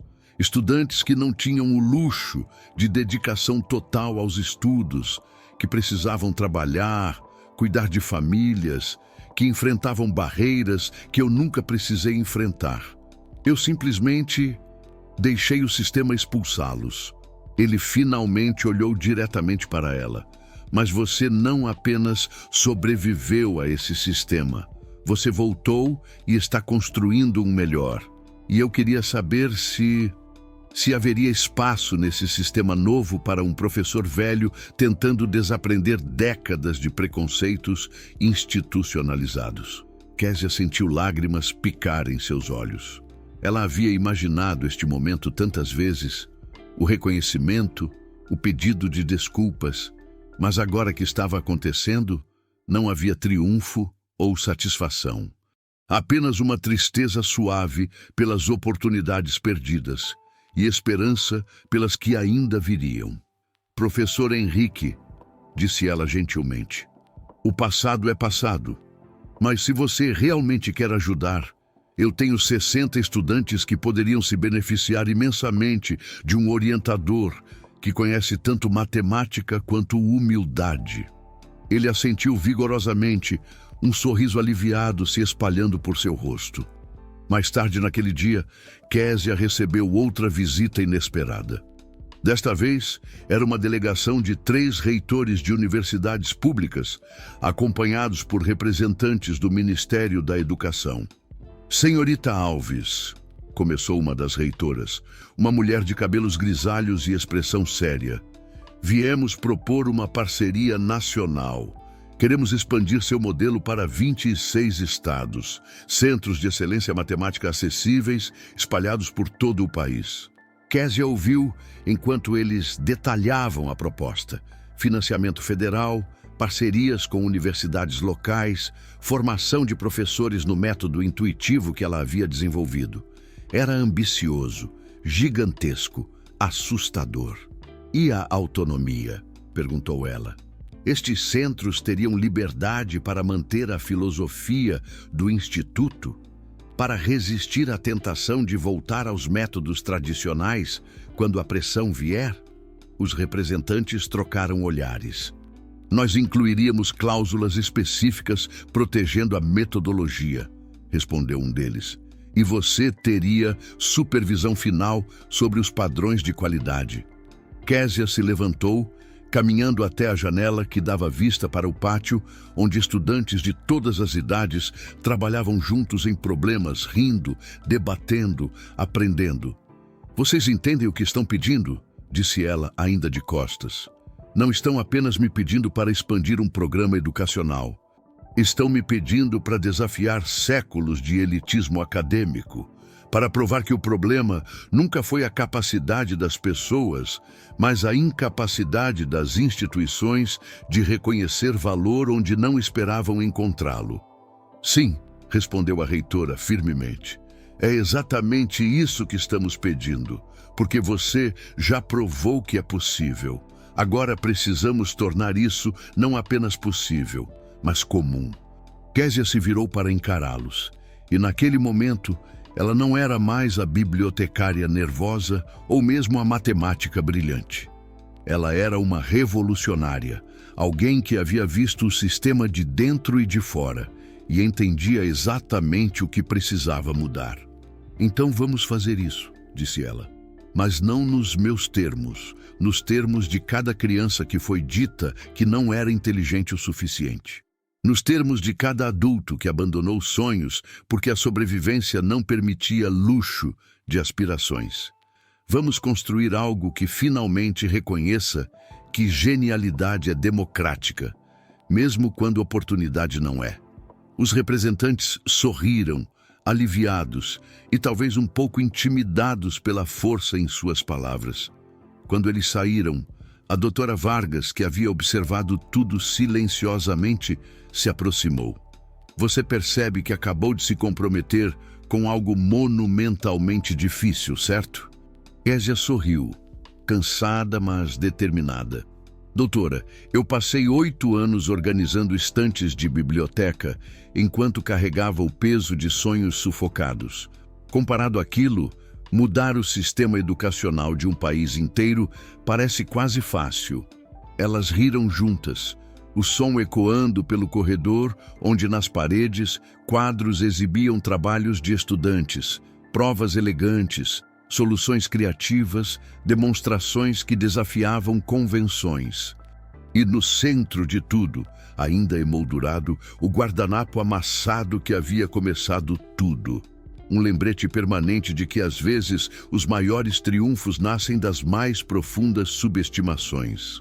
2 anos haviam se passado desde aquela noite que mudou tudo. Késia estava novamente em um salão elegante, mas desta vez não como uma intrusa nervosa, e sim como palestrante principal do Congresso Internacional de Matemática em São Paulo. A ironia não passou despercebida. Ela, que mal conseguia pagar passagem de ônibus anos atrás, agora recebia convites de eventos ao redor do mundo. Mas não era para lá que ela olhava naquele momento. Seu foco estava na primeira fila, onde 43 dos estudantes originais do Instituto estavam sentados, vestindo camisetas personalizadas com a equação do paradoxo da ponte infinita estampada. Entre eles, Dona Márcia, agora matriculada em um programa especial de matemática aplicada, e o menino de óculos mal ajustados, que aos 14 anos já havia publicado um artigo sobre teoria dos jogos. Ao lado deles, em uma cadeira de rodas, mas com o rosto iluminado de orgulho, estava sua mãe. Késia havia insistido que ela estivesse presente, que visse pessoalmente o fruto daqueles anos de sacrifício. Ricardo Soares também estava lá, mas não no centro das atenções. Ele havia escolhido um assento discreto ao fundo, e quando seus olhos encontraram os de Késia, ele apenas assentiu respeitosamente. A transformação não havia sido rápida nem fácil, mas era real. Ele agora dedicava a maior parte de seu tempo e recursos financiando iniciativas educacionais, raramente buscando crédito público. A doutora Vargas subiu ao palco para fazer a introdução. E é uma honra apresentar alguém que, em apenas 2 anos, revolucionou não apenas a matemática brasileira, mas nossa compreensão de quem merece oportunidade e como reconhecemos genialidade. Sua voz estava carregada de emoção. Doutora Késia Alves. O título doutora havia chegado 3 meses atrás. Uma honra honoris, causa concedida pela USP, a mesma universidade que ela havia deixado anos antes. Na cerimônia, o reitor havia admitido publicamente que a instituição havia falhado com ela e estava comprometida a garantir que nunca mais falharia com outros como ela. Késia caminhou até o pódio, parando por um momento para absorver a cena. Matematicamente, ela tinha 22 anos desde aquela noite transformadora. 2 anos que pareciam uma vida inteira e um piscar de olhos simultaneamente. Quando eu era criança, começou ela, sua voz clara e firme, minha avó costumava dizer que o universo tem uma forma engraçada de equilibrar as coisas. Eu não entendia o que ela queria dizer até muito recentemente. Ela ativou a apresentação atrás dela, e a primeira imagem era uma foto dela na biblioteca onde trabalhou, cercada de livros, vestindo seu uniforme simples. Esta é quem eu era há 2 anos. Uma bibliotecária invisível, organizando conhecimento para que outros pudessem consumi-lo, mas nunca criando nada próprio. O mundo havia decidido qual era meu lugar, e eu havia dolorosamente aceitado. A imagem mudou para a foto viral dela segurando o guardanapo de Ricardo, aquela expressão de determinação congelada no tempo. Mas então algo aconteceu, não um milagre, não sorte, mas simplesmente a oportunidade de provar algo que eu sempre soube, que minha mente nunca havia parado de ser extraordinária, mesmo quando as circunstâncias forçaram essa extraordinariedade ao silêncio. Ela clicou novamente, e agora apareceram fotos do instituto, de estudantes trabalhando, de rostos iluminados pela descoberta. Hoje, 87 centros inspirados no nosso modelo operam em todo o Brasil. 1.200 estudantes que o sistema tradicional havia descartado agora estão produzindo pesquisa de nível internacional. Mas mais importante que os números, algo fundamental mudou. Késia fez uma pausa, deixando o peso de suas palavras assentar. Nós começamos a questionar quem define valor, quem decide quem é inteligente e quem não é, quem determina que certos códigos postais, certas cores de pele, certos sotaques estão automaticamente desqualificados da excelência. A plateia estava em silêncio absoluto, cada pessoa processando as implicações. Matemática, continuou ela, é supostamente a mais objetiva das disciplinas. 2 mais 2 é 4, independentemente de quem está somando. Mas descobrimos algo perturbador. Enquanto a matemática em si é objetiva, nossa capacidade de reconhecer quem pode fazer matemática estava profundamente enviesada. Ela compartilhou dados de suas pesquisas. Como estudantes com nomes estrangeiros ou diferentes tinham suas provas avaliadas mais duramente. Como mulheres, eram interrompidas com mais frequência em apresentações. Como estudantes de escolas públicas, precisavam provar competência repetidamente, enquanto estudantes de instituições de elite recebiam o benefício da dúvida. Estes vieses, disse ela, custam à sociedade bilhões em talento desperdiçado. Mas mais do que isso, custam a indivíduos suas vidas, seus sonhos, sua dignidade. Na primeira fila, ela viu lágrimas escorrendo pelo rosto de sua mãe. Dona Márcia segurava a mão da mulher ao lado dela, ambas emocionadas. Então, o que fazemos com essa informação? Késia perguntou retoricamente. Alguns dirão que o sistema é muito grande para mudar, muito entrincheirado em tradições. Mas eu digo, olhem ao redor desta sala. Ela gesticulou amplamente. Vejo reitores que reformularam currículos inteiros, professores que desaprenderam décadas de métodos excludentes, empresários que redirecionaram fortunas de vanity projects para oportunidades reais. E mais importante, vejo estudantes que se recusaram a aceitar os limites que outros impuseram sobre eles. A apresentação mudou para uma última imagem, o guardanapo original de Ricardo, com todos os erros anotados em vermelho por Késia. Este guardanapo representa mais do que um problema matemático, disse ela suavemente. Representa cada vez que alguém subestimou você. Cada vez que disseram que seu sonho era grande demais, seu talento insuficiente, sua origem errada. E eu estou aqui para dizer, eles estavam errados. Ela olhou diretamente para seus estudantes na primeira fila. Vocês não são projetos de caridade, não são histórias inspiradoras para fazer pessoas privilegiadas se sentirem bem. Vocês são a prova viva de que o sistema estava quebrado, não vocês. A emoção em sua voz era inegável agora. E quando vocês triunfarem, ela pausou. Não, quando vocês triunfarem, porque não é mais uma questão de se, mas de quando. Quero que se lembrem de uma coisa. O propósito da excelência não é elevar-se acima dos outros, mas estender a mão para baixo e puxar a próxima pessoa para cima. Ela concluiu sua apresentação com detalhes técnicos sobre as metodologias do Instituto, mas todos sabiam que a parte importante já havia sido dita. Quando terminou, a ovação foi imediata e prolongada. Pessoas se levantaram, aplausos ecoando pelo salão. Mas Késia não estava olhando para os matemáticos ilustres, os reitores, os financiadores.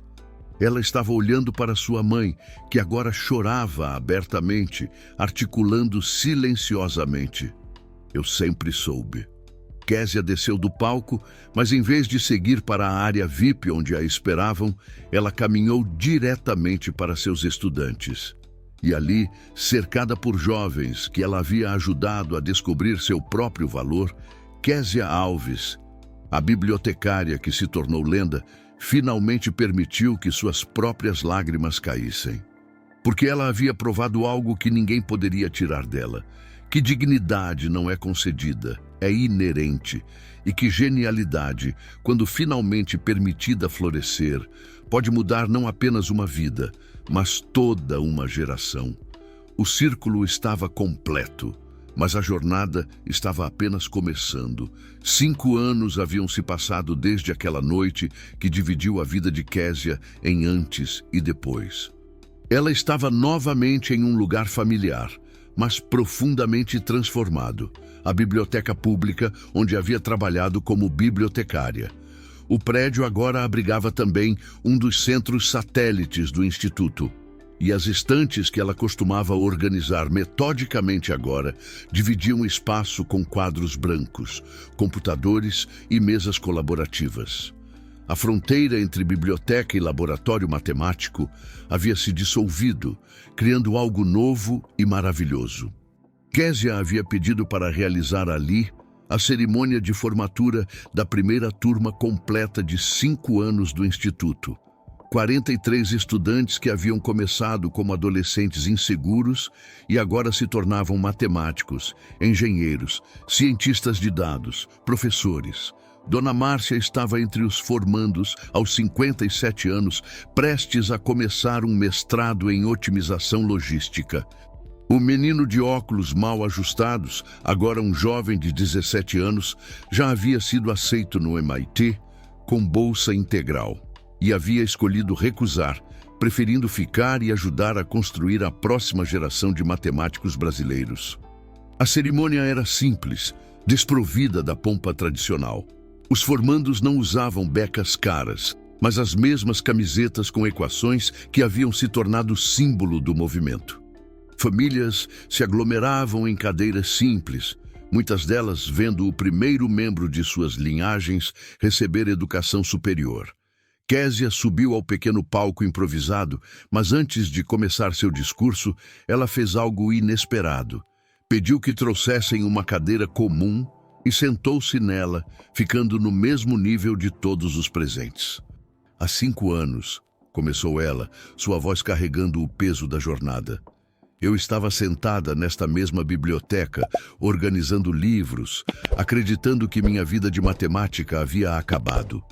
Eu havia feito as pazes com a ideia de que algumas pessoas simplesmente não têm sorte, não importa quão talentosas sejam. Ela olhou ao redor, reconhecendo cada canto familiar. Ali, apontou para uma estante específica. Era onde eu costumava esconder livros de matemática avançada. Durante meu horário de almoço, quando ninguém estava olhando, eu os lia, resolvendo problemas mentalmente, mantendo viva uma pequena chama de algo que eu achava que havia perdido para sempre. Lágrimas brilhavam em muitos olhos na audiência.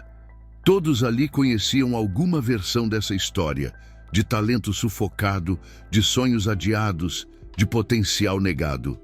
Mas então aconteceu algo que eu não esperava, continuou Késia. Não foi mágica, não foi destino. Foi simplesmente uma combinação improvável de circunstâncias que me deu uma chance. Uma única chance de provar o que eu sempre soube que era capaz. Ela fez uma pausa, permitindo que o silêncio carregasse o peso de suas palavras. E eu poderia ter usado essa chance apenas para mim, Poderia ter pegado o dinheiro, a fama, as oportunidades acadêmicas internacionais e deixado tudo isso para trás. Muitos me disseram que eu deveria fazer exatamente isso. Ricardo Soares, sentado discretamente no fundo, como sempre fazia agora, baixou a cabeça. Ele havia sido uma dessas vozes inicialmente, antes de aprender a ouvir.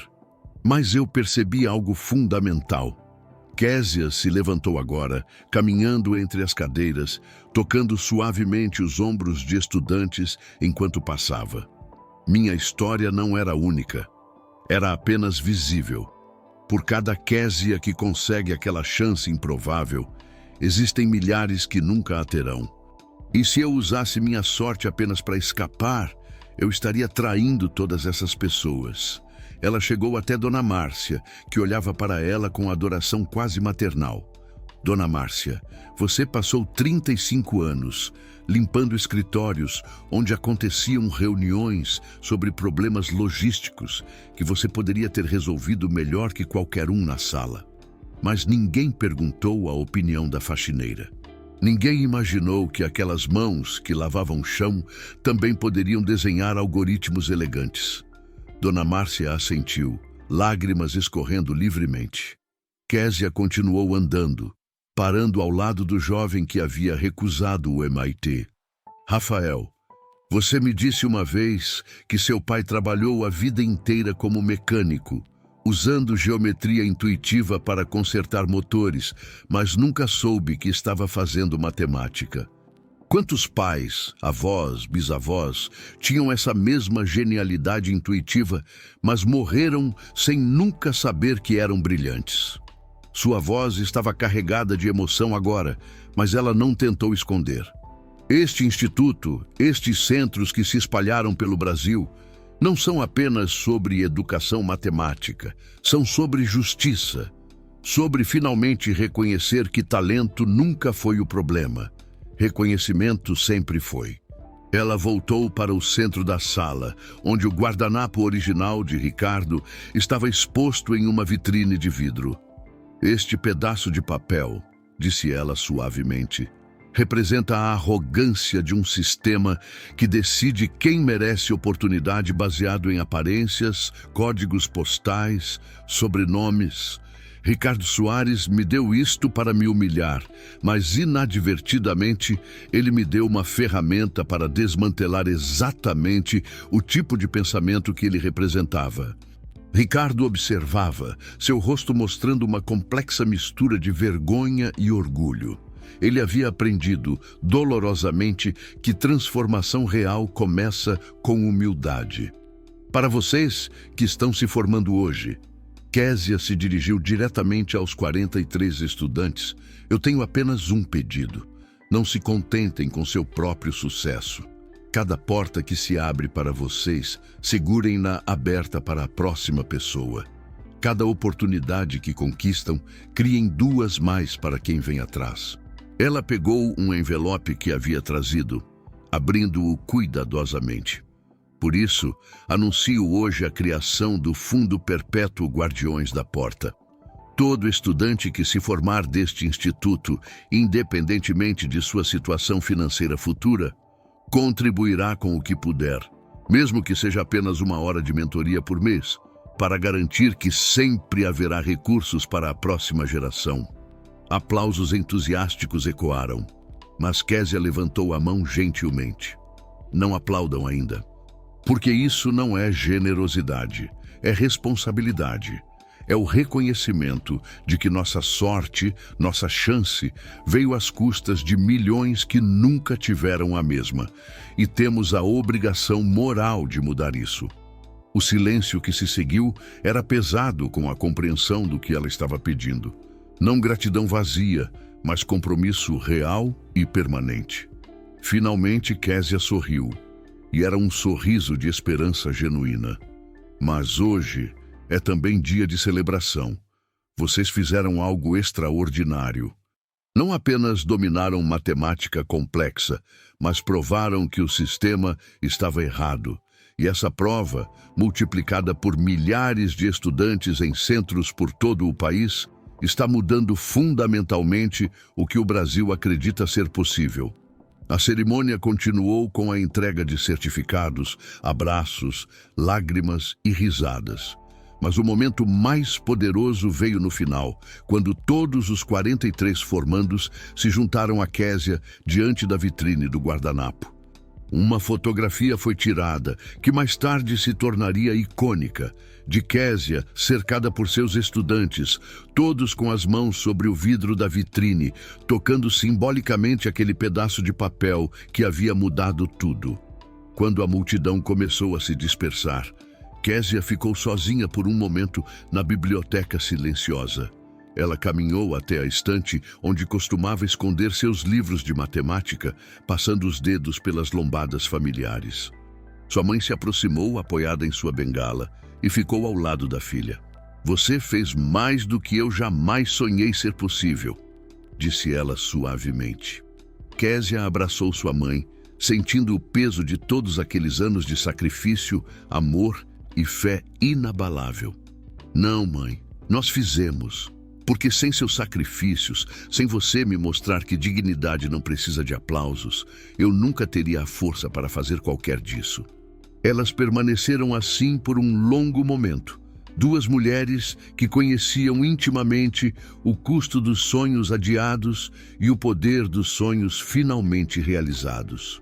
Quando Késia finalmente saiu da biblioteca naquela noite, ela parou na porta e olhou para trás. O espaço estava vazio agora, mas ela podia imaginar o que seria amanhã, cheio de estudantes curiosos, mentes famintas, potencial esperando para ser descoberto.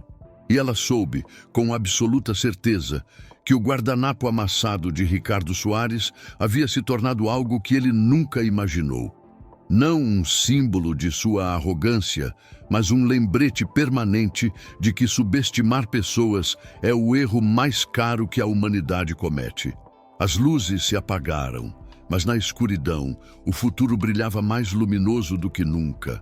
Porque Késia Alves não havia apenas mudado sua própria vida.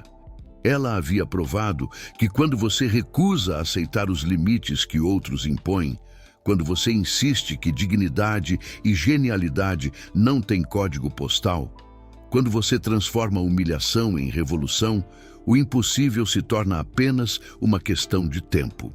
E o tempo, afinal, sempre favorece aqueles que se recusam a desistir. E aí, pessoal, o que acharam do vídeo?